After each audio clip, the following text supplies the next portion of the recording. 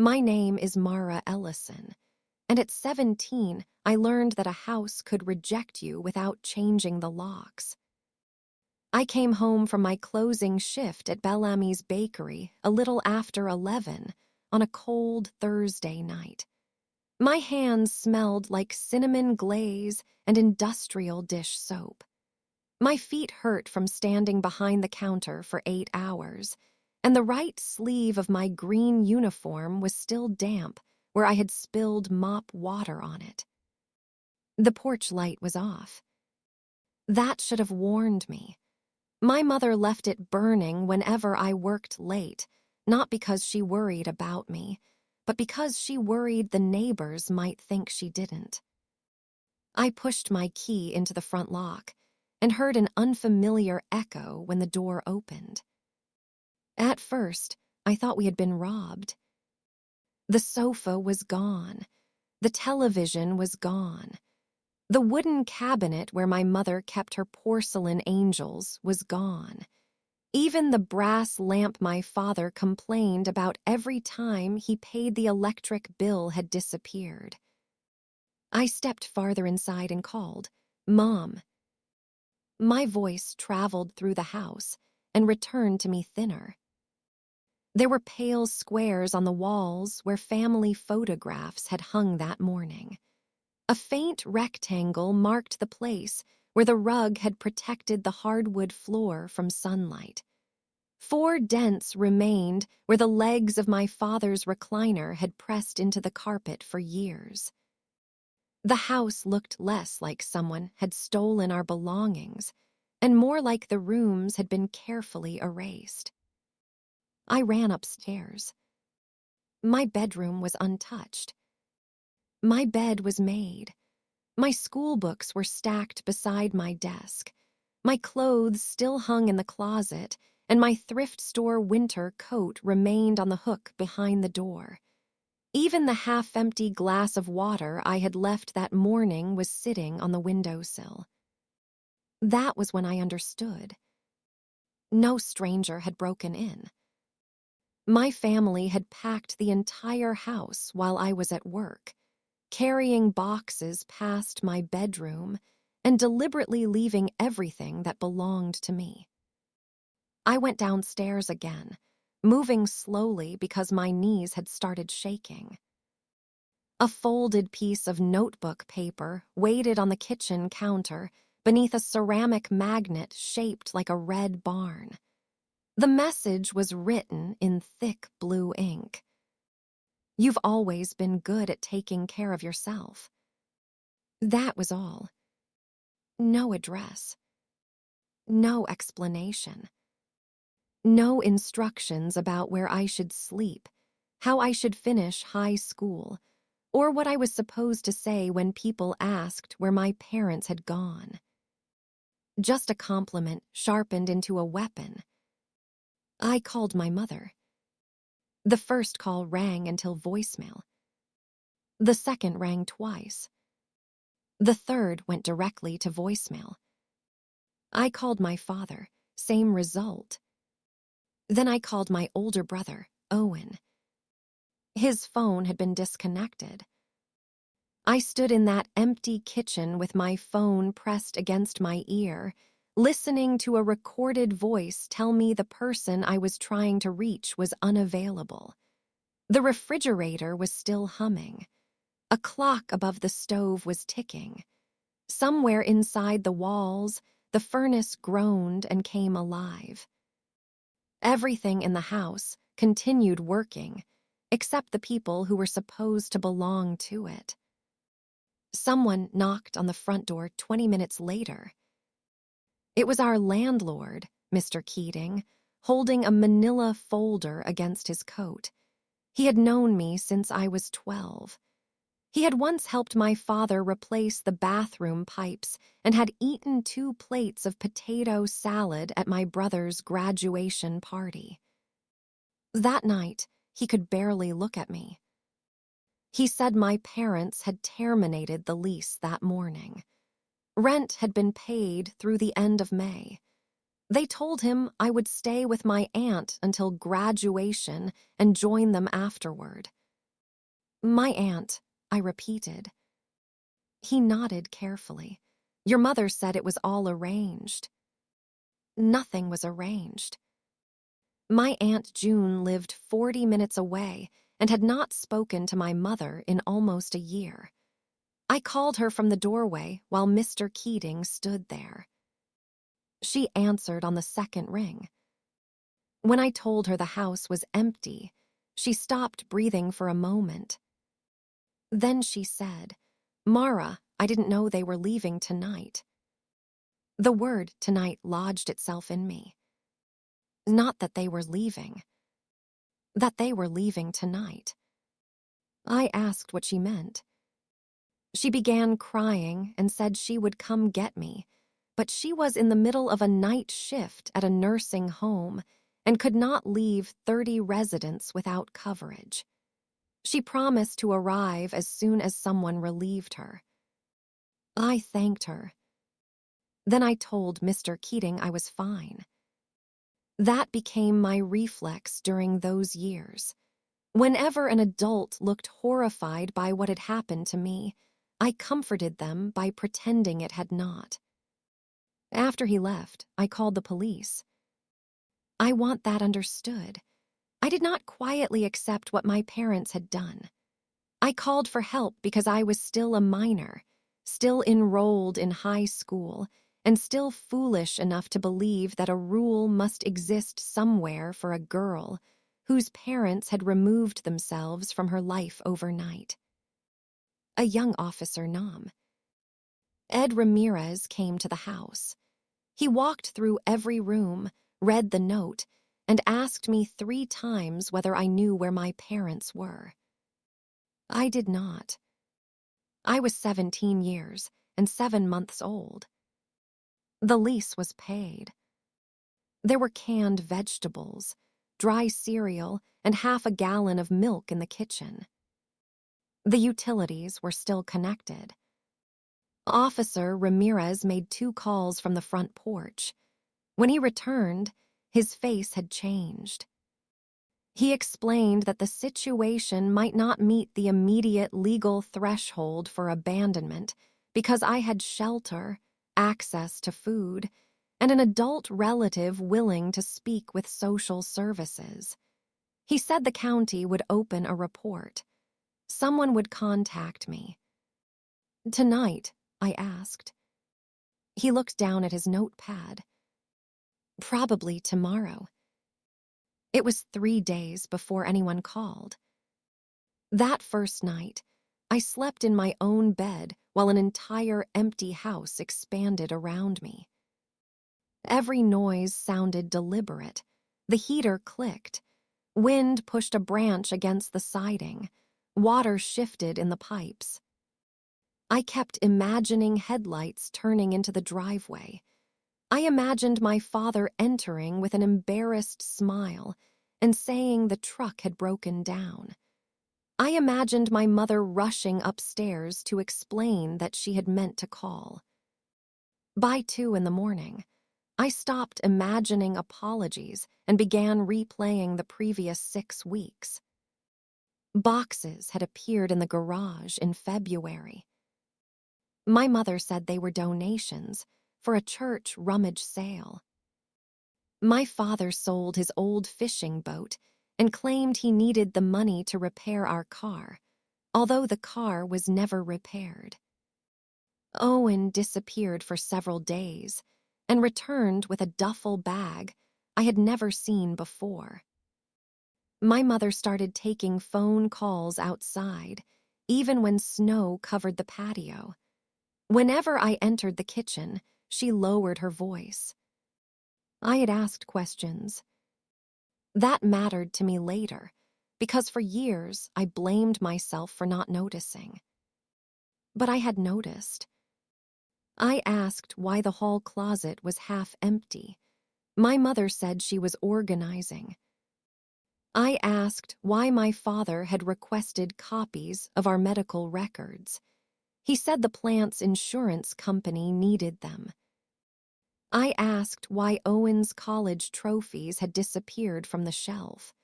My mother laughed and said he had finally grown embarrassed by them. They did not trick me because I was careless. They tricked me because I was 17 and had been trained to believe that when my parents answered a question, the answer belonged to reality. The next morning, I checked the garage. It was empty except for a metal shelving unit, an oil stain, and a receipt taped beside the electrical panel. Ridgeway Self-Storage. Unit 204. 6 months prepaid. The receipt had been issued in January. My family had secured a place for the possessions they did not want nearly 2 months before they left me in the house they no longer wanted. To understand why my parents ran, you have to understand Owen. My brother was the center of gravity in our family. Every problem, every dollar, every conversation eventually bent toward him. He had been a gifted baseball player, the kind of athlete teachers forgave before he even did anything wrong. College scouts attended his games. Local businesses donated money for his travel team. My mother carried newspaper clippings of him in her purse. Then, during his first year at a small university, he tore ligaments in his shoulder. There was surgery. Then pain medication. Then more medication after the doctors stopped prescribing it. By the time I was 16, I understood the meaning of a locked bathroom door and music turned too loud. I knew why spoons disappeared from the kitchen drawer. I knew why my father started sleeping with his wallet beneath his pillow. Nobody explained addiction to me. They simply expected me to organize my life around it. My father, Victor, had already lost his job when the metalworks plant closed. He went from earning union wages to stocking shelves overnight at a home improvement store. He was ashamed of the work and angrier about the shame than the work itself. My mother, Joan, cleaned rooms at a roadside motel and told everyone at church that she was helping the owner with hospitality management. Money became scarce, but the rules of scarcity were not equal. Owen needed treatment. Owen needed another chance. Owen needed gas money, legal fees, replacement phones, and forgiveness. I needed to understand. At 16, I had saved $2,300 from bakery shifts, babysitting, and cleaning the sanctuary after church events. I kept the cash in an old sewing tin beneath my bed because my parents had access to my bank account. The money was supposed to buy a used car and cover college application fees. One Sunday morning, the tin was empty. I confronted my mother while she was pouring coffee. She did not pretend to be surprised. She said, "Your brother was in danger." I asked whether she had taken my money. She stared into her cup and answered, "I used what this family had to save my son." I said, "I'm your daughter." She looked at me then, genuinely confused by the relevance. "Mara, you're different. You can handle things." That was our family doctrine. Owen was fragile, so everything done for him was mercy. I was capable, so everything taken from me was evidence of my strength. My mother did not see herself as cruel. That would have required her to acknowledge I could be hurt. Instead, she had rewritten me as a person who did not require protection. Once she believed that story, she could take anything from me and still think of herself as a good mother. Aunt June arrived at the empty house around 6 the next morning, exhausted from her shift. She brought coffee, 2 breakfast sandwiches, and a blanket from her car. She asked me to stay with her. Her apartment had 1 bedroom, and her landlord prohibited additional residents. June said we would make it work anyway. I wanted to go. But moving into her apartment would have placed her housing at risk, and she was supporting a daughter in community college. More importantly, I needed to remain in my school district to keep a scholarship recommendation that depended on my final semester. So I stayed in the house, while the county decided what category I belonged in. A social worker eventually offered me a foster placement nearly 90 miles away. The placement would provide a bed and meals. It would also remove me from my school 11 weeks before graduation, separate me from my job, and jeopardize a state scholarship I had spent 4 years earning. I declined. People later asked why I chose an empty house over foster care. I did not choose abandonment. I chose the one surviving piece of my life that still recognized my name. For the next 2 months, I worked every available shift. I ate day-old pastries the bakery could not sell. I used the laundromat near school after the washing machine disappeared with the rest of the furniture. I studied on the kitchen floor because the table was gone. The house became emptier every week, even though nothing else was removed. At first, emptiness felt like an event. Then it became weather. My mother sent one message during that period. Hope School is going okay. We need space right now. You understand? I replied with a single question. Where are you? She never answered. At graduation, each student received 4 guest tickets. I gave one to Aunt June and one to my guidance counselor, Mrs. Alvarez. I kept the other 2 folded in my pocket.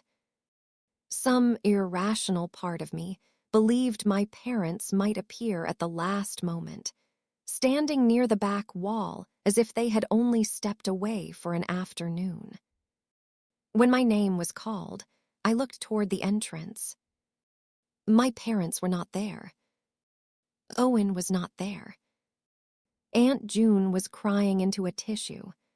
Mrs. Alvarez stood in the faculty section and clapped so hard the bracelets on her wrist struck together. I smiled for the photograph, because 17-year-old girls become experts at protecting permanent records from temporary devastation. At the end of May, the lease expired. Mr. Keating gave me 2 extra days and helped load my belongings into Aunt June's car. She offered her apartment again, but her landlord had already warned her after noticing me there too often. I had $517, $2 duffel bags, my school records, and the receipt for Ridgeway self-storage.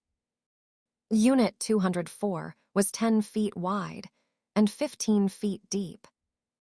When I raised the metal door, I found the remains of my family's old life. A plaid sofa with 1 collapsed cushion. Boxes of Christmas decorations. My father's cracked workbench. A floor lamp. A folding table. A microwave that worked if you hit the side. A plastic tub filled with family photographs they had not considered important enough to take. There were pictures of Owen holding trophies, my parents dancing at a wedding, and me as a baby in a yellow blanket. The photographs had been stored with broken furniture. I remember thinking that was honest, at least. They had finally assigned us the same value. It began raining before I finished looking through the boxes. Aunt June's car would not hold everything, and I could not take the sofa to her apartment. So I sat on it. Then I lay down. The storage facility closed at 9, but the gate opened from the inside. I told myself I would rest for an hour and leave before anyone noticed. I woke after midnight when a flashlight passed beneath the door. The metal door rose halfway. A broad-shouldered man in a faded work jacket stood outside. His name was Harold Mercer, though everyone called him Hal. He managed the property and lived in a small apartment behind the office. He looked at me, then at my duffel bags, then at the folded graduation gown hanging from a pipe. I expected him to order me out. Instead, he said, "Security camera on this row hasn't worked properly since February." I did not speak. He added, "Gate logs reset at 6 in the morning. P. Apple who leave before then rarely get noticed." He pointed the flashlight toward the microwave. No space heaters, no candles, nothing with an open flame. I won't negotiate on fire. Then he lowered the door and walked away. The next morning, a sleeping bag, a gallon of water, and a battery-powered lantern sat outside the unit. Hal never mentioned them. Some people help you by pulling you into the light. Others help by standing between you and the people who would punish you for being seen. I lived in Unit 204 for almost a year. I showered in the school gym until summer, then bought a monthly pass to a recreation center. I kept food in a cooler. I entered after the office closed and left before sunrise. Mrs. Alvarez used federal protections for students without stable housing to help me retain access to school resources after graduation. She found a community college program that allowed me to begin classes without a parental signature. She arranged application waivers and connected me with a campus food pantry. She never called me inspiring. I loved her for that. Adults often use words like resilient and inspiring when they do not intend to repair the conditions requiring resilience. Mrs. Alvarez treated my situation as a problem with practical solutions. Aunt June left grocery bags with Hal whenever she could. She did not have much money, but every few weeks I found canned soup, crackers, shampoo, or a $20 bill tucked into a birthday card. Once, she left a small electric kettle. Hal confiscated it because of the fire rule, then brought me hot water in a thermos every evening for 2 weeks. I worked mornings at the bakery, attended classes in the afternoon, and cleaned professional offices at night. I learned how to sleep in 3-hour pieces. At 19, I developed a kidney infection and drove myself to the emergency room with a fever so high that the parking garage appeared to move. The admissions clerk asked for an emergency contact. I stared at the blank line. Aunt June worked nights and lived nearly an hour away. Mrs. Alvarez had retired. Hal was a kind man, but I did not know his home number. I wrote none. The clerk looked at the word, then at me. That look stayed with me longer than the hospital stay. For years, I described that moment as proof of my independence. Later, a therapist would ask why being unreachable during an emergency felt safer than risking the possibility that someone might not come. At the time, I had no language for that. I only knew that needing people felt like standing in a doorway while a truck drove away. After 11 months in the storage unit, I rented a room above a 24-hour dry cleaner. The room was narrow and smelled permanently of steam and chemical solvent, but it had a lock, a shower, and a window. On my final night in Unit 204, I placed my mother's note, the storage receipt, and her unanswered text inside a dented biscuit tin. I kept the tin on top of my father's old workbench. Then I clipped the unit key onto my key ring. I did not cancel the rental. I told myself I needed somewhere to store the remaining boxes. The boxes disappeared over the next few years. The key remained. So did the monthly payment. My life began to change because of a flooded accounting office. I was 21 and working for a cleaning contractor when a pipe burst in a building over New Year's weekend. The company owner could not reach his supervisor, so he sent me with 2 temporary workers and a list of emergency numbers. The office was a disaster. Ceiling tiles had collapsed. Water covered the floor. File boxes were beginning to soften at the bottom. Electrical cords floated beneath desks. The 2 temporary workers stood in the doorway waiting for instructions.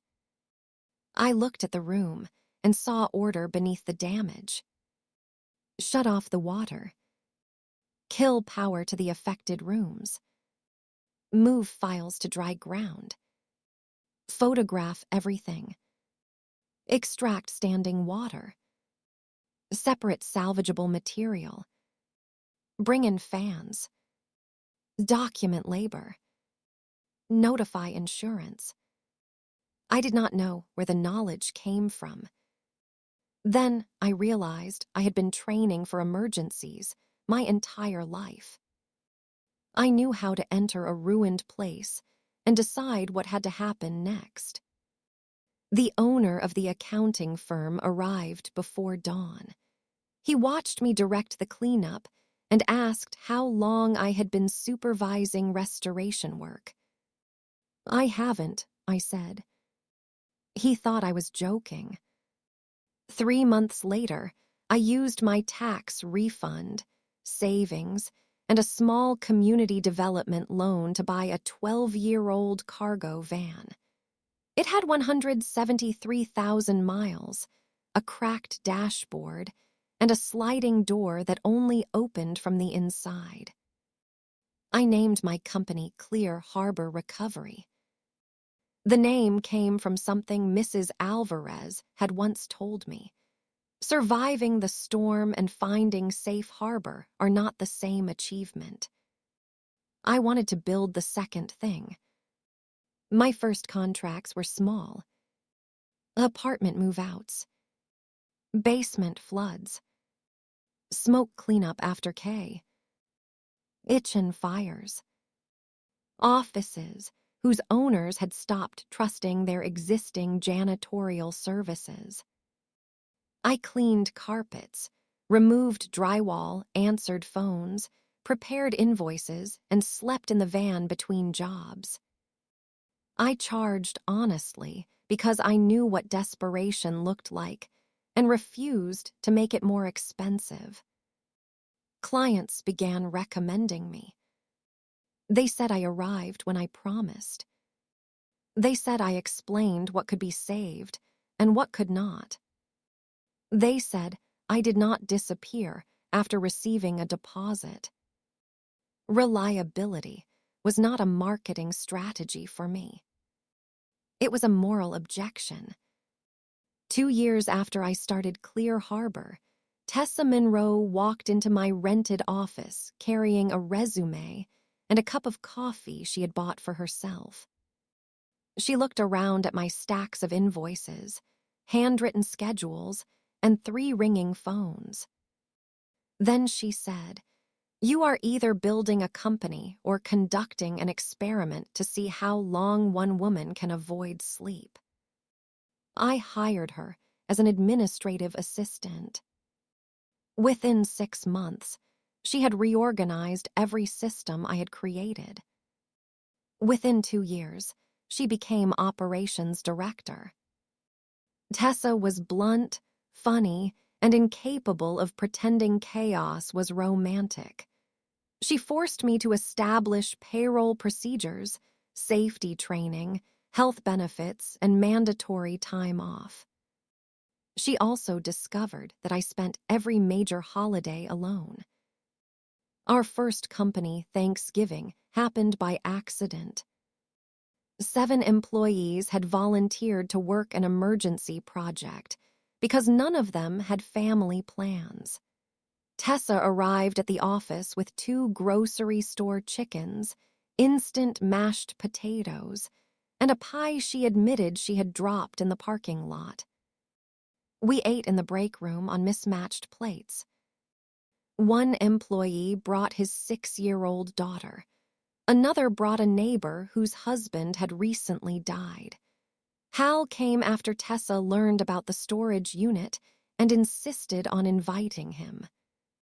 I sat at the end of the table watching people argue about whether canned cranberry sauce counted as food. Something inside me loosened. The next year, we did it again. Then again. Eventually, Thanksgiving at Clear Harbor became an open invitation.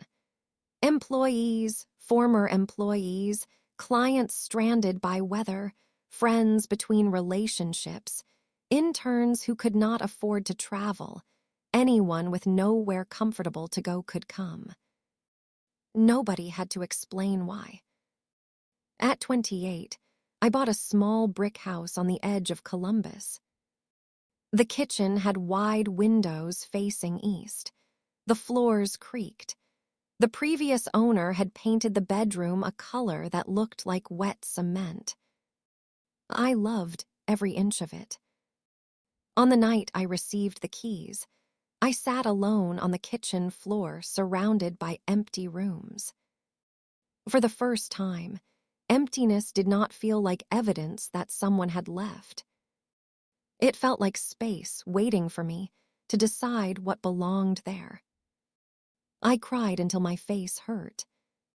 Not because I was sad. Because I finally understood that a vacant house and an abandoned child were not the same thing.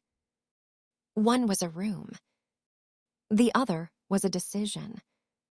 By the time I was 30, Clear Harbor employed 46 people and operated 5 restoration vehicles.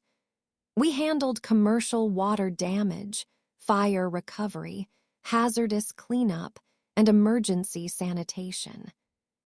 The old cargo van remained in the fleet even after it became too unreliable for daily use. Tessa wanted to retire it. I refused. Some people keep family heirlooms. I kept a van with a broken sliding door because it had never pretended to be anything other than what it was. The article that brought my parents back began with a storm. A severe wind system tore through central Ohio in early spring.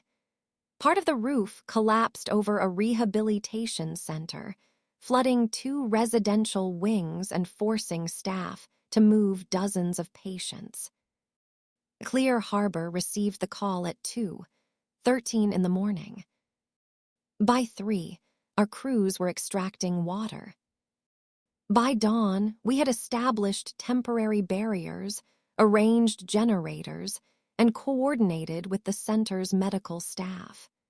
I spent 36 hours at the site, sleeping for 40 minutes in my truck. We completed the emergency stabilization ahead of schedule. The center's director contacted a regional business magazine and praised our response. A reporter interviewed me beside the original van. She asked why I had chosen disaster restoration. I gave her the professional answer first. Then she asked, "Why are you personally so calm when everything around you is damaged?" I looked at the building behind her, where workers were carrying ruined insulation into dumpsters. I said, "Because damage is less frightening once someone tells the truth about it." That quote became the headline. The article included my photograph, the company's annual revenue range, and a brief account of how I had started the business at 21. I did not tell the reporter about Unit 204. I did not tell her about the note. I simply said I had experienced housing instability as a teenager and learned early how important it was for people to How up during emergencies. The article was published online on a Friday.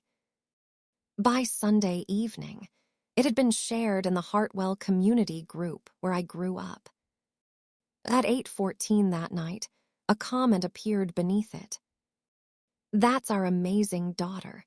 We always knew she would accomplish something special." My mother's name was attached to the comment.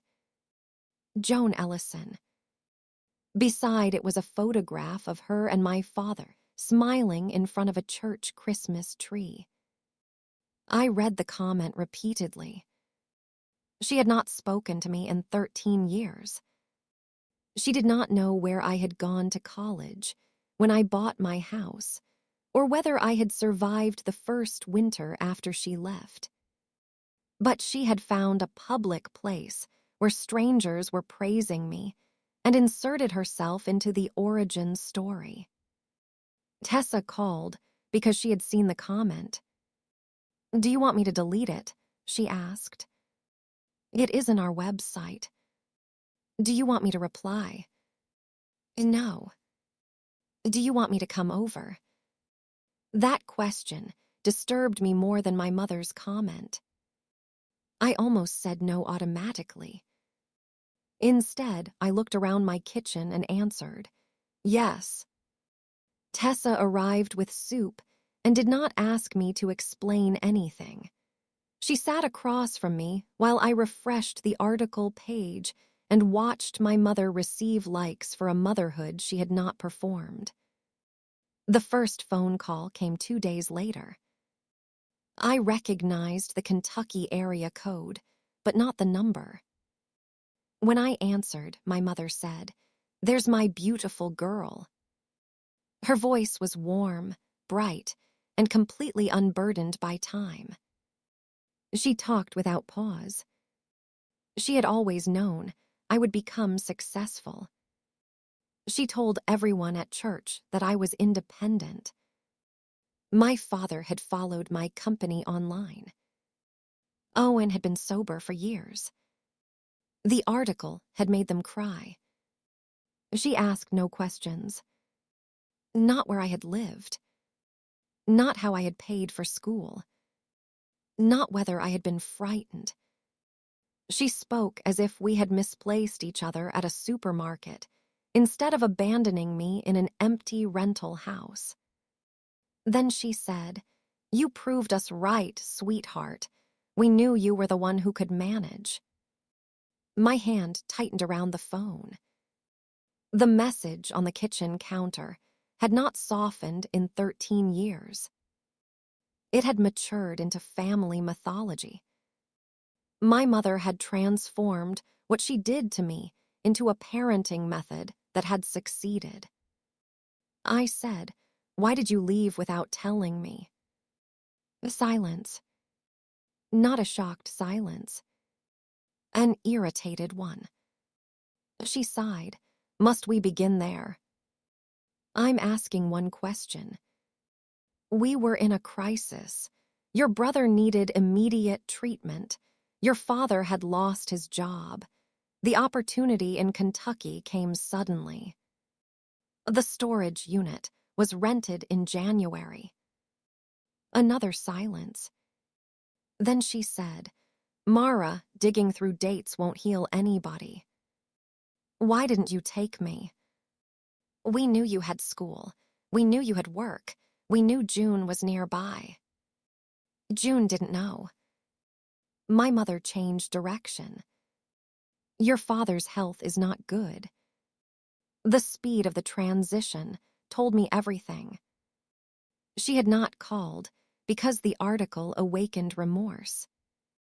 She had called because the article included numbers. My father needed heart surgery. A valve problem had worsened, and the hospital required a substantial payment before scheduling the procedure. Their insurance would cover part of it, but they were behind on bills. She explained all this with the careful sadness of someone revealing a problem she had already assigned to me.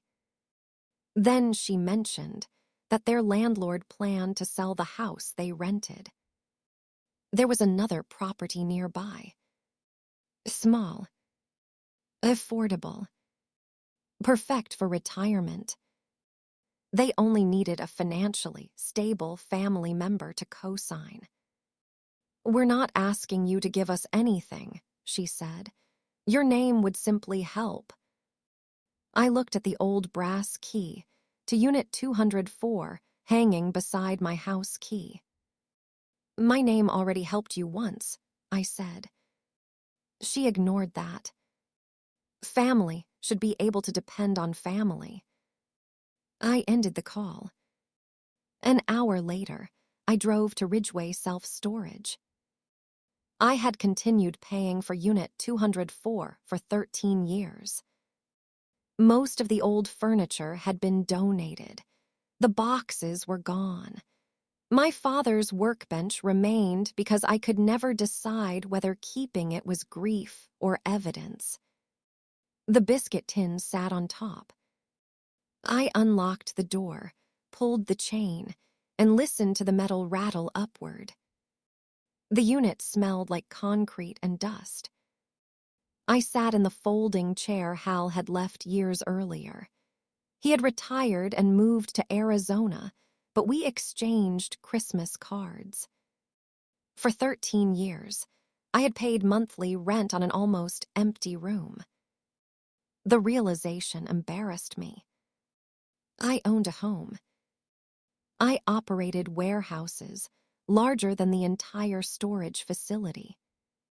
Yet some part of me still believed I needed Unit 204 available in case every other door closed. I opened the biscuit tin. The note was creased, almost white along the folds.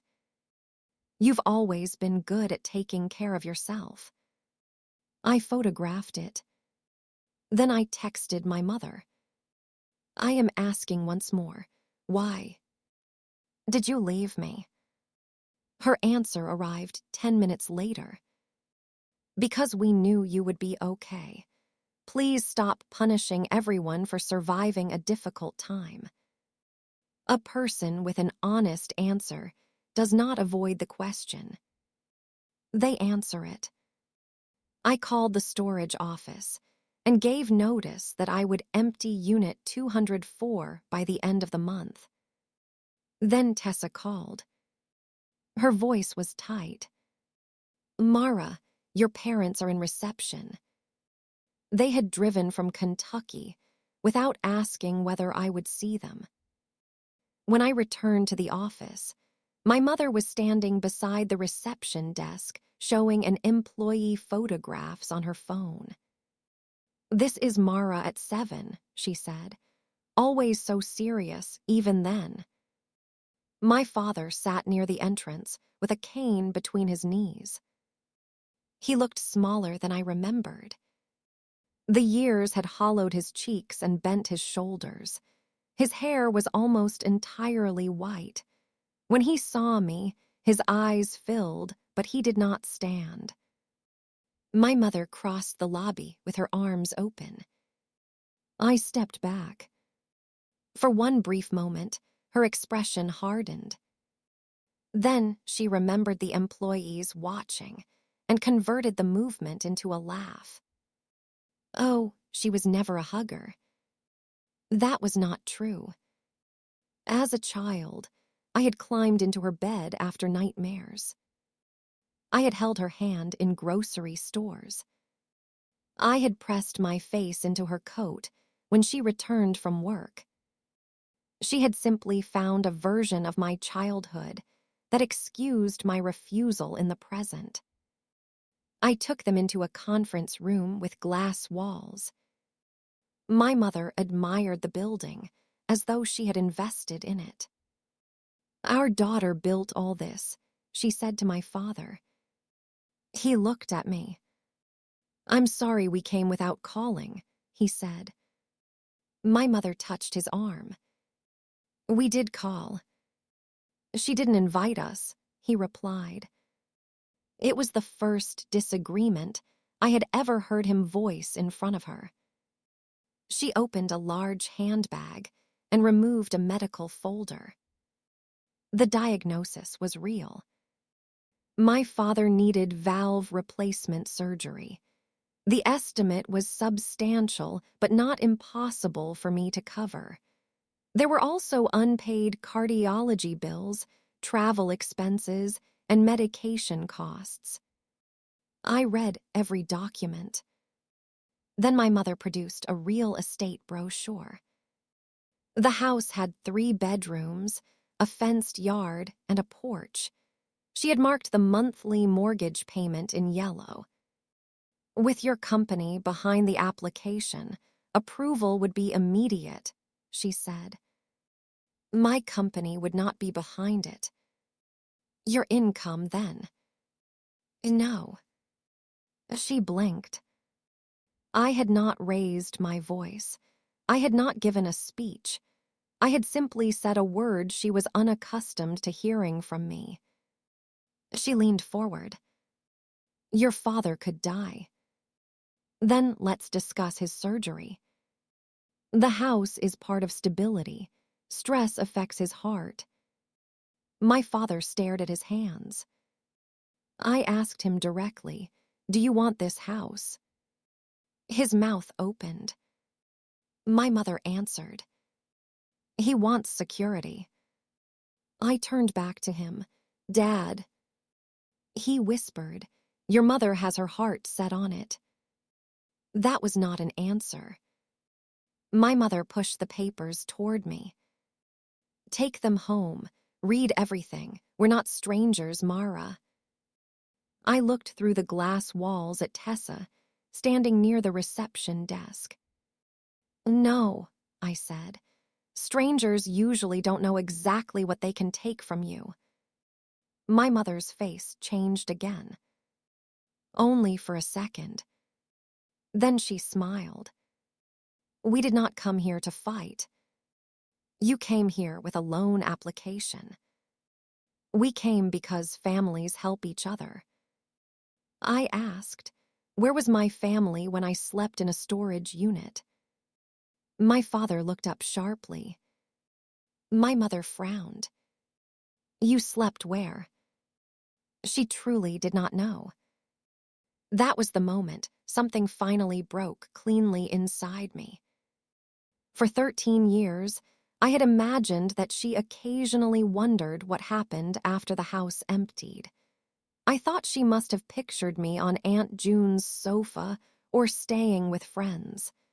I believed some guilty part of her had filled in the blank. But there had been no blank for her. She had written that I could manage, and therefore whatever followed did not require examination. "I lived in Unit 204 at Ridgeway for almost a year," I said. "I entered after closing and left before sunrise. The manager gave me a sleeping bag because my parents didn't." My father covered his mouth. My mother said, "You had June." "June brought groceries. She could not house me." "You never told us." "I called until you blocked me." She looked away. My father said my name, but nothing followed it. I ended the meeting and asked them to leave. At the door, My mother handed me an envelope. Read this before you make any emotional decisions. Inside was a mortgage application.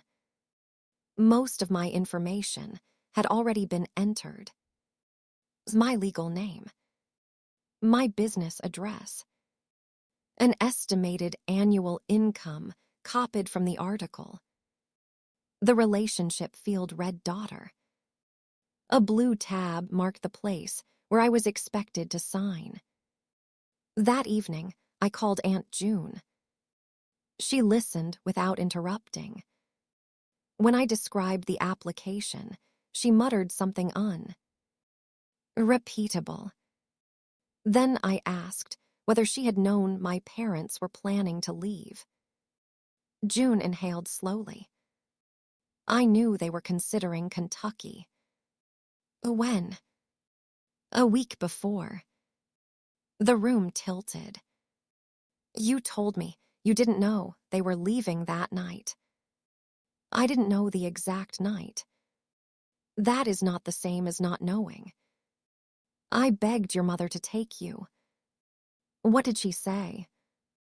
June's voice broke. She said you were nearly 18. She said you had always been the capable one. She said leaving might force you to stop waiting for other people to build your future. I closed my eyes. My mother had not abandoned me despite believing I was strong. She had used my supposed strength as permission. June continued. There is something else. I waited. The note on the counter. Joan told me later that she couldn't write it. What does that mean? She dictated it to Owen. I took the note from the biscuit tin. Then I found an old birthday card from my brother in a box of photographs. The handwriting matched. The narrow loops. The slanted capital letters. The way the final stroke of each sentence dropped below the line. Owen had written the words. The next morning, a letter arrived at my office. The return address belonged to a recovery residence in Kentucky. The handwriting on the envelope was the same. Mara. I wrote the note. I need to begin there, because everything else is cowardice if I don't. Mom told me what to write. Dad was already in the truck. She said she couldn't make her hand do it. I was high enough to believe writing something was kinder than leaving nothing. It was. You were 17. I was 20. I knew we were leaving. I knew you didn't. They said we had to go immediately because the people I owed money to had started coming by the house. The treatment program in Kentucky had a bed, and Dad had a cousin who promised him work. None of that explains why you were left behind. Here is what I should have told you years ago. The money you saved was not the only money they used for me. The education account Grandpa created for you was emptied before Christmas. It paid for treatment, legal fees, and part of our move. Mom kept saying you would recover because you were different from us. Dad kept saying we would come back once I was stable. I let both of them say those things because they made it easier to stay in the truck. I have been sober for 8 years.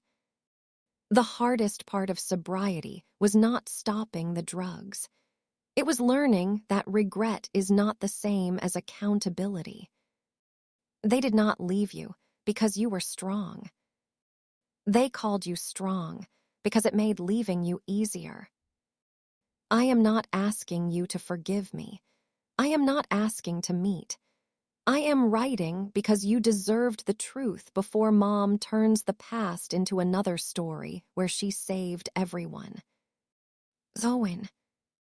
I read the letter 3 times. Then I sat on my kitchen floor, the same floor where I had cried after buying the house. My college account had existed.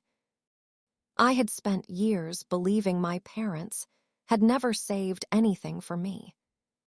The truth was worse. They had saved for me, and then decided my future was the most available resource in the room. Owen's letter did not repair what he had done, but it accomplished something no one else in my family had managed. It named the harm without asking me to reduce it. Before I could decide whether to answer him, Tessa sent me a link. A fundraising page had appeared online. The title asked people to help Victor Ellison receive life-saving heart surgery. The photograph showed my father in a hospital gown. The campaign described him as a hardworking man, abandoned by the daughter he had sacrificed everything to raise. It named me. It named Clear Harbor. It referred to me as a wealthy business owner, refusing to help her dying father because of a teenage misunderstanding. My mother wrote that, although success had hardened my heart, she and my father continued praying for reconciliation. By noon, the page had been shared hundreds of times. People from my hometown commented beneath it. One woman wrote that she remembered my mother working 2 jobs to give me opportunities. Another wrote that children forget who changed their diapers once money arrives. A former teacher said she hoped I would rediscover compassion. Nobody asked me what happened. The story already contained a role for me. Ungrateful daughter.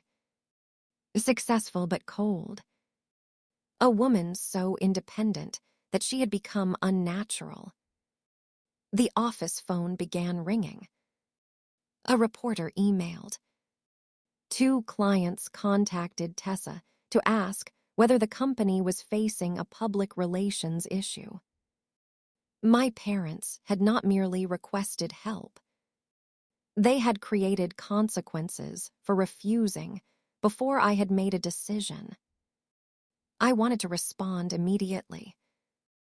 I wanted to post the note, Owen's letter, the storage receipt, and photographs of the empty unit. Tessa took my phone. Do not bleed publicly because she brought an audience, she asked. Laid. I called an attorney instead. Lydia Shaw specialized in harassment, family disputes, and reputational harm. She had silver hair, a quiet office, and the unnerving habit of allowing silence to continue until people stopped performing. She reviewed the fundraiser, the mortgage application, the messages, and the security footage of my parents entering the office. Then she said, "Your mother is escalating because Access did not produce compliance." Hearing it stated clinically steadied me. Lydia prepared a formal demand. My parents were to remove false statements about me and my company. They were not to contact my employees or clients. They were not to appear at my home or workplace.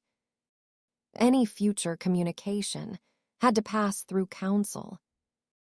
If they continued, we would seek a protective order and pursue claims related to defamation and business interference. The document was calm. That made it feel more severe. 2 days later, before the letter was delivered, my parents appeared at the office again. My mother had rented a wheelchair. Security footage later showed my father walking from their car with his cane, then lowering himself into the chair while my mother adjusted a blanket over his knees. She pushed him through the lobby during a meeting with representatives from a regional hospital network, the largest potential contract in our company's history. She raised her voice before I reached reception. "There she is," she announced. "The daughter too busy to help her father live." Every employee heard her.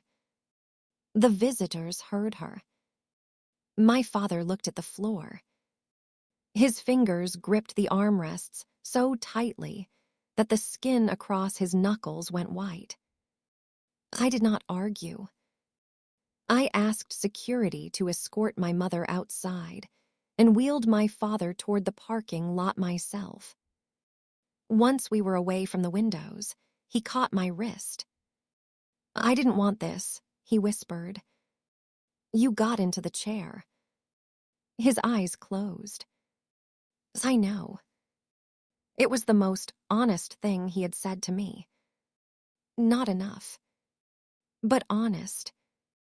My mother followed us, accusing the staff of humiliating a sick man. I helped my father into the passenger seat. Then I leaned toward my mother. "The next communication you receive will come from my attorney." For once, she had no immediate answer. The hospital network postponed its decision. They used polite language about allowing time for personal matters to settle. I understood. My mother had turned my workplace into a stage, and every business relationship into a potential audience. That afternoon, I attended an appointment with my therapist, Dr. Imani Price. I had seen her for nearly 3 years without telling her everything about Unit 204. I had discussed overwork, control, insomnia, my inability to delegate. I had described my family as complicated, which is a word people use when the accurate language feels disloyal. That day, I told her the entire story. The empty house, the note, the storage unit, the emergency contact form, the monthly payments I continued making for a room I no longer needed. Dr. Price listened. Then she asked, "Who taught you that needing assistance makes you disposable?" I began to answer with my mother's name. Instead, I said, "Everyone." The word came out like a confession. She asked why I had built a company where people could call at any hour and be certain someone would come. Because emergencies become worse when nobody shows up. And when you have an emergency, I handle it. That was not my question. I stared at her. She leaned back. "You named your company Clear Harbor. You created safety as a service, but you still live as if you are not allowed to enter it." The following morning, I signed Lydia's letter. My hand shook. People describe boundaries as empowering, and sometimes they are. But the first real boundary often feels like grief. As long as I had not formally closed the door, some part of me could continue waiting for my parents to walk through it correctly. The legal letter ended that fantasy. It did not end the relationship I had. It ended the relationship I kept imagining might someday replace it. Lydia sent the document by certified mail. The fundraising platform removed my name and company information, then suspended the campaign while reviewing the false claims. My mother posted that wealthy people could apparently purchase silence. Relatives began calling. An uncle left a voicemail saying lawyers were for enemies, not mothers. A cousin told me I would regret treating my father's illness like a business negotiation. Nobody asked why my mother had brought a wheelchair into my office. Nobody asked why I had lived in a storage unit. Families invested in a shared lie rarely reward the person who introduces evidence. Aunt June was the only relative who did not ask me to surrender. She offered her kitchen as neutral ground. At first, I refused. Then my father left a voicemail. His voice was weak. "I should have come back," he said. "The first week in Kentucky, I packed the car at night. I sat behind the wheel for an hour. Your mother found me. She said returning would destroy Owen's chance at treatment and that you were safe with June. I chose the easier person to believe." He paused. "I'm sorry." The recording ended. It was not a complete apology. He still described himself as choosing a belief rather than abandoning a child. But for the first time, he placed himself inside the decision. My mother's final voicemail arrived that evening. Her voice was cold. No crying. No tremble. "Mara, we gave you freedom to become who you are. You can call it abandonment if that makes your success feel more heroic. Sunday afternoon at June's house. Your father may not have many opportunities left. Come or don't, but whatever happens after that belongs to you." Tessa listened and said, "That is not an invitation. It is a trap with side dishes." Dr. Price asked me a different question. "If you go, what truth must you say so the memory belongs to you?" I knew immediately. I called the hospital in Kentucky. The billing office confirmed the required amount for my father's procedure, hospital stay, and cardiac rehabilitation. I requested a direct payment agreement that could not be refunded or transferred to anyone else. Then I went to my bank. I also replied to Owen. "Sunday, Aunt June's house, 2 o'clock, I think you should come." He answered 5 minutes later. "I'll be there." Aunt June's kitchen smelled like coffee, roasted chicken, and the cinnamon candles she burned all winter. The table was covered with a blue floral cloth. A ceramic cat held wooden spoons beside the stove. My mother had arrived early. Of course she had. She had arranged the chairs and placed a family photograph album in the center of the table.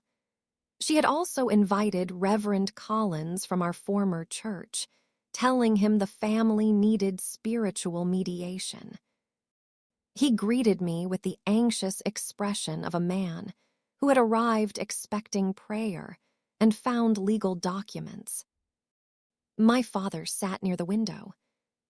He wore a gray sweater that hung loosely from his shoulders. When I entered, he tried to stand. I told him not to. My mother approached, as though she intended to kiss my cheek. I removed my coat instead.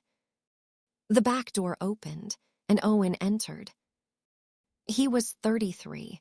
His hair was beginning to gray near the temples. He looked thinner than the brother in my memories, but more present. My mother stared at him. "You drove all this way." "Yes." "You didn't need to involve yourself." He hung his jacket beside mine. "I was involved before Mara knew there was anything to be involved in." My mother's mouth tightened. We sat.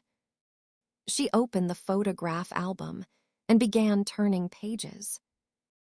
Owen's baseball games. Christmas mornings. A camping trip. My high school choir concert.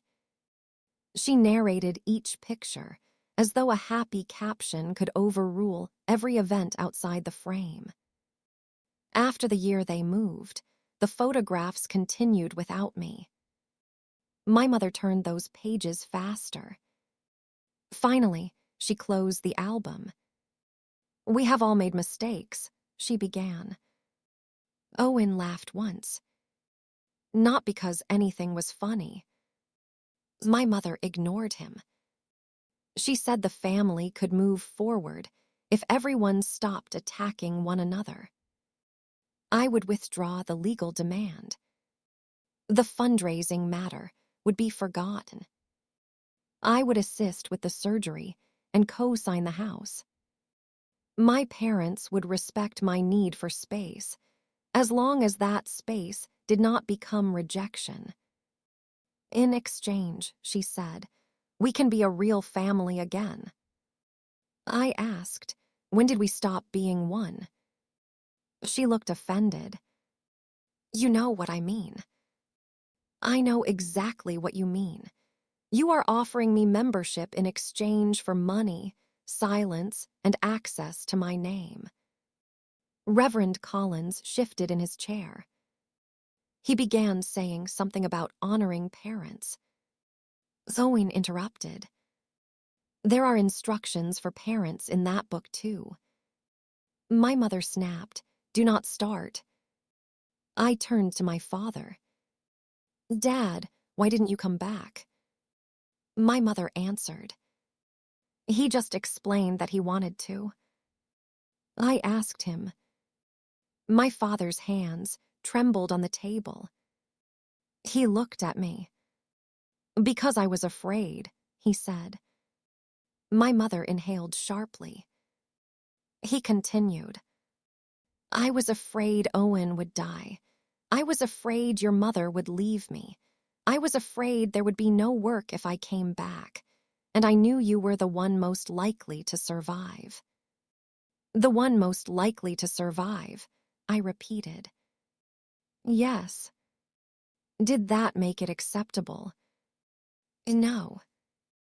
My mother placed her palm flat on the table. We cannot judge desperate decisions with comfortable hindsight. I looked at her. You planned the move for 2 months. Her face went still. You forwarded the mail in January. You rented the storage unit in January. You transferred church records. You packed while I worked. That was not panic. It was administration. Aunt June stood near the stove with her arms F. Oldie. Owen removed a copy of his letter from his jacket. I told her everything, he said. My mother turned toward him. You had no right. He stared at her. I wrote the note. Reverend Collins looked between us. What note? I took the original from my pocket and placed it on the table. You've always been good at taking care of yourself. My mother did not look at it. I told them where I slept. I described entering Unit 204 after dark and leaving before dawn. I described the sleeping bag Hal left outside, the recreation center showers, the food pantry, the hospital form where I wrote none under emergency contact. I described graduating with 2 unused tickets in my pocket. My father began crying quietly. My mother said, we did not know any of that. That is not a defense. How could we know if you never told us? I called. You could have tried harder. The entire room seemed to stop. Even my mother heard what she had said. I looked at Reverend Collins. His face had lost its pastoral calm. Then I asked my mother, how hard should an abandoned 17-year-old have to work to locate the adults who abandoned her? She looked down. For a moment, I saw something beneath her certainty. Not remorse exactly. Recognition. Then it disappeared. She straightened the edge of the tablecloth. You survived, she said. That has to matter. It matters to me. It does not excuse you. You built a beautiful life. I built it after you, not because of you." Her eyes flashed. "You always needed less than Owen." "No, you gave me less than Owen. Then you called the result my personality." Owen lowered his head. My mother turned toward him, as though searching for reinforcement. Instead, he said, "She's right." My father whispered, "She is." My mother pushed back from the table. The chair legs scraped against the floor. "You all want me to be the monster, because none of you can admit what I carried." Aunt June spoke from the stove. "Then tell the whole truth, Joan." My mother looked at her sister. Something passed between them that belonged to a time before I was born. June said, "Tell Mara why you think strong children do not need saving." My mother's face changed. She sat down slowly. When she spoke again, her voice was quieter. Their mother had removed her from school at 16. My mother was expected to work in a commercial laundry because the family needed money for her younger brother's medical treatment. She pressed sheets and uniforms 10 hours a day. Her pay went directly to her parents. Her brother recovered, finished school, and moved away. Nobody helped my mother return to class. Nobody called what happened to her a loss. Her mother praised her instead. "Joan is the strong one. Joan understands duty. Joan does not need rescuing." My mother looked at me across the table. I did what women in our family have always done. The explanation landed heavily. For one breath, I saw her at 16, surrounded by steam, learning that love meant extracting everything from the child least likely to collapse. I understood her. Understanding was not forgiveness. It was not permission. It was simply seeing the machine clearly enough to stop standing inside it. "You were wronged," I said, "and then you repeated the wrong with me." Her expression hardened. "I survived." "So did I." "Then what do you want?" It was the first genuine question she had asked me. I reached into my coat and removed a sealed envelope. I slid it toward my father. Inside was written confirmation that his surgery, hospital stay, and prescribed rehabilitation had been paid directly to the medical provider. The funds could not be withdrawn by him, my mother, or anyone else. My father unfolded the document with shaking hands. My mother leaned toward it. I placed my palm over the page. "This is for Dad's treatment." Her eyes moved across the amount. "What about the house?" "No." "Mara." "No mortgage, no loan, no cash payment, no access to my business or accounts." My father stared at the letter. "You paid all of it." "Yes." "Why?" "Because I am not willing to let you die to prove that what you did hurt me." My mother reached for my hand. I moved it away. "This does not purchase a relationship," I continued. "It does not cancel the legal notice. You will not contact my company, appear at my workplace, speak publicly about me, or use my name to raise money. Communication about Dad's medical condition can go through Aunt June if she agrees." June nodded. My mother's face flushed. "So you get to play the generous daughter while punishing us." "I am not playing anything. You want everyone here to see how much better you are." "No, I want Dad to receive treatment without handing you control of my life." She looked toward Reverend Collins. He did not rescue her. She turned to my father. He was still reading the confirmation. Finally, she looked at O.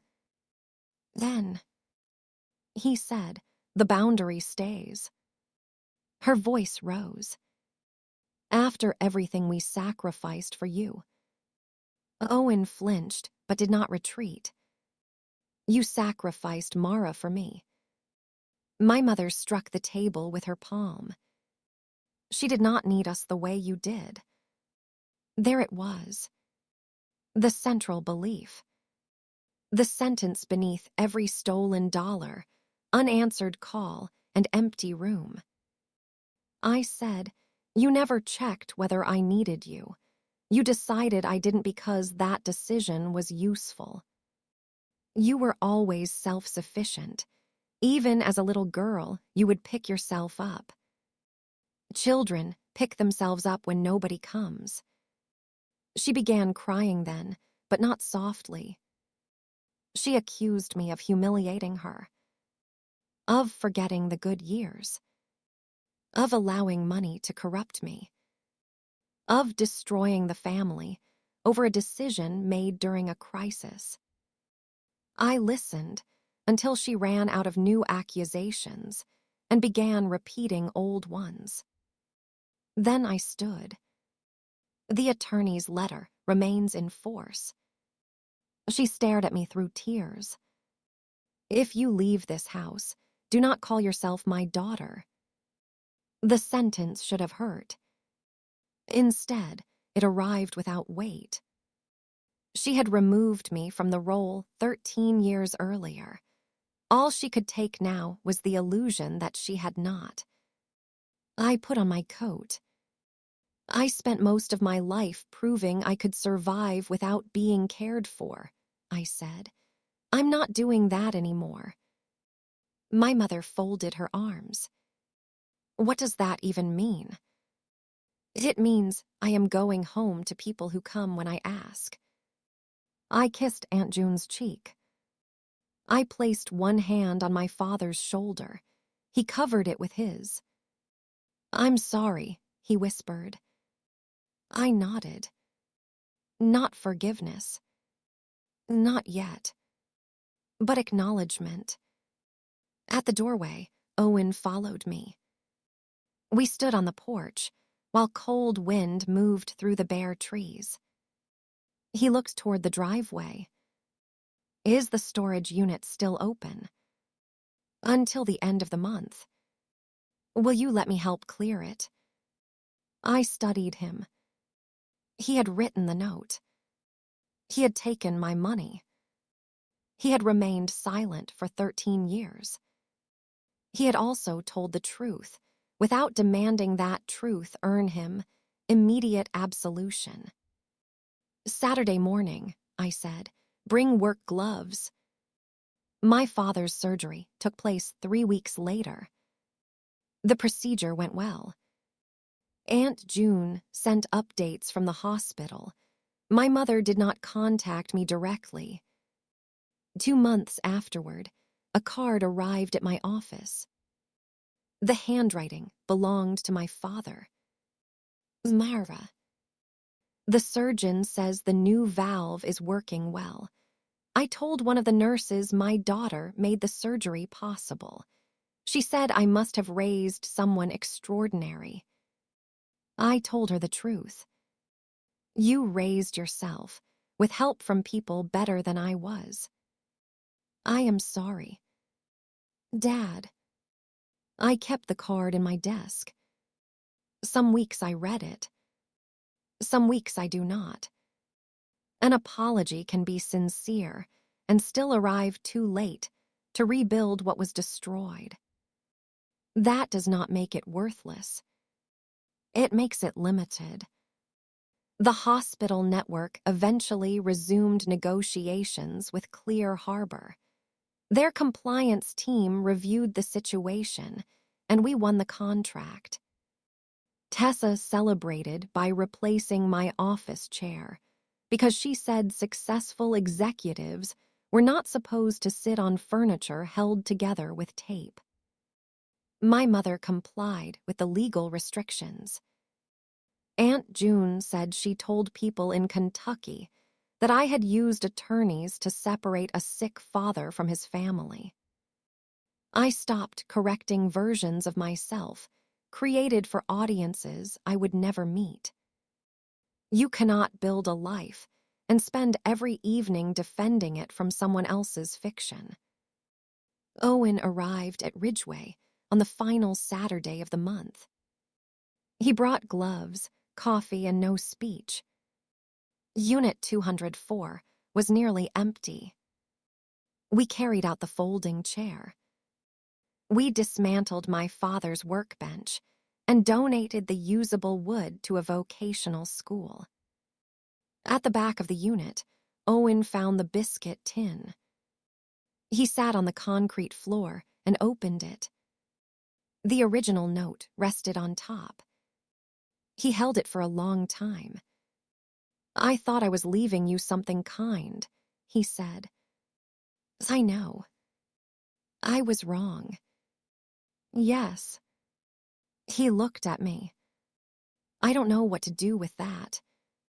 "You live with it, differently than before." He nodded. Inside the tin was also the storage receipt, my mother's text, and the 2 unused graduation tickets. Owen touched one of the tickets. "I didn't know you saved these." I didn't know why I saved anything in here. He offered to destroy the note. I considered it. Then I folded it and returned it to the tin. I don't need to erase evidence to be free of it. We carried the tin outside. Sunlight filled the unit behind us. For years, I had imagined that closing the door would feel dramatic. It did not. The room was only concrete, corrugated metal, and dust. It had never held my fear. I had. The facility's new manager accepted the brass key and printed a final receipt. I removed the key from my ring. The metal beneath it was brighter, where other keys had rubbed against it for 13 years. Owen and I stood beside my truck while the Unit D or settled into place. "What happens now?" he asked. It was a fair question. "Not about the unit. About us." "I don't know," I said, "but I'm willing to find out slowly." He nodded. Slowly became coffee once a month. Then occasional phone calls. Then a visit to Clear Harbor, where Tessa interviewed him like a suspicious border agent before allowing him into the break room. Trust did not return because we shared blood. It developed because he respected every no, arrived when he said he would, and never asked me to make his remorse more comfortable. That November, Owen came to the company Thanksgiving. We added another folding table because attendance had grown. Hal joined us through a video call from Arizona. Mrs. Alvarez, now retired, sat near the window and corrected everyone who called her a hero. Aunt June brought enough food for twice the number of people present. Tessa raised her paper cup.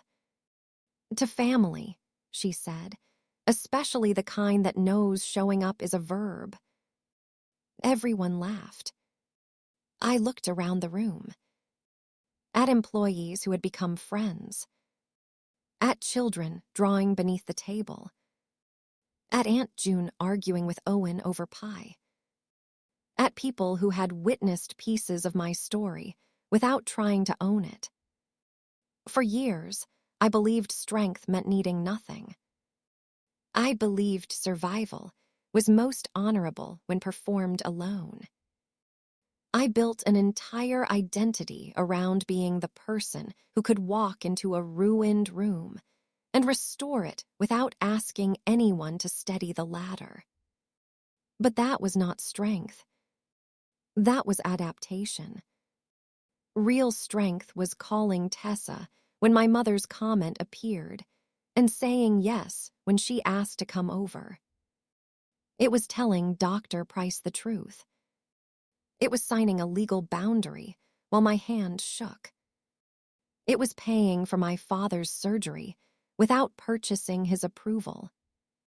It was allowing Owen to carry one side of the workbench. It was sitting at a crowded table and trusting that nobody would pack it away while I was at work. The note my family left said I had always been good at taking care of myself. They meant it as permission not to care for me. For a long time, I accepted their definition. I do not anymore. Taking care of myself now includes choosing people who take care of me too. It includes leaving rooms where love is offered only after obedience. It includes refusing to confuse someone's explanation with an excuse. And it includes knowing that forgiveness, reconciliation, access, and financial support are 4 different things. Nobody becomes entitled to all of them merely because they share your last name.